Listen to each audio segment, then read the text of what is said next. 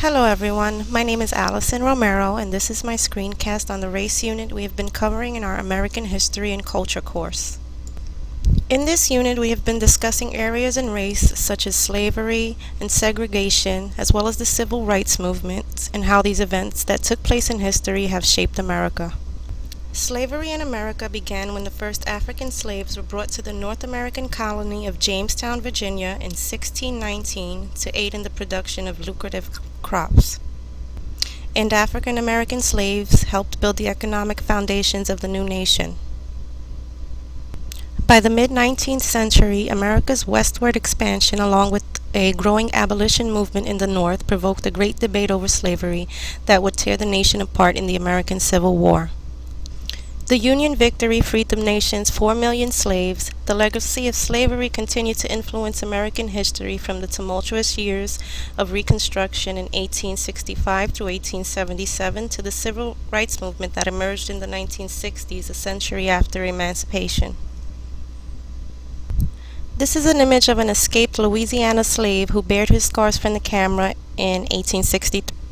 Many will argue that the legacy of such mistreatment still affects the African American community. As you can see here on the History.com website, it says, slave owners sought to make their slaves completely dependent on them, and a system of restrictive codes governed life among slaves. They were prohibited from learning to read and write, and their behavior and movement was restricted.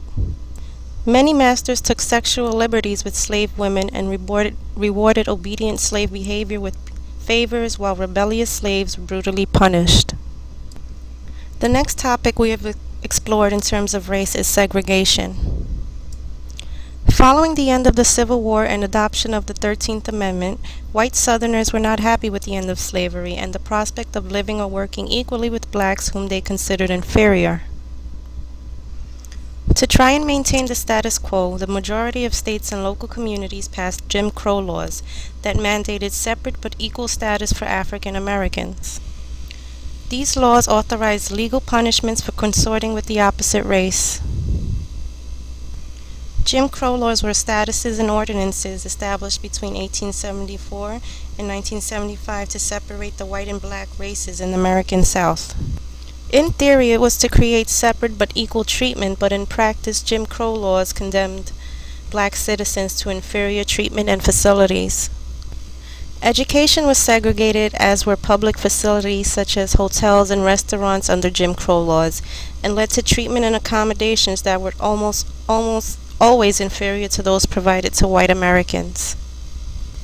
The image on this website displays the level of inhumanity, for example, the kind of signs that were put up, how to ever so blatantly keep blacks away from facilities used by whites.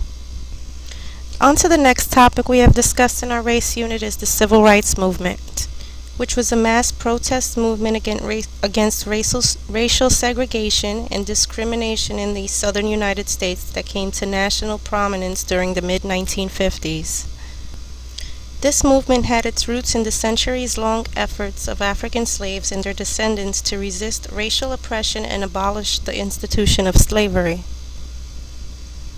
Although American slaves were emancipated as a result of the Civil War and were then granted basic civil rights through the passage of the 14th and 15th Amendments to the U.S. Constitution, struggles to secure federal protection of these rights continued during the next century.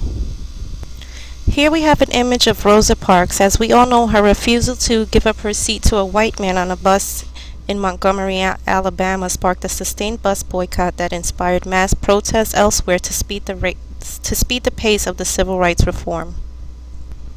Here is an image of Ruby Bridges, who was the first African American child to attend an all-white public elementary school in the American South. Ruby Bridges was 6 years old when she became the first African American child to integrate a white Southern elementary school, having to be escorted to class by her mother and U.S. Marshals due to the violent mobs in 1960. Ruby stepped into history and became an icon of the civil rights movement by bravely integrating her school, and is a good example what we have learned in this unit about the struggle and fight that exists till this day for racial equality. Thank you for watching, and I'm looking forward to your feedback.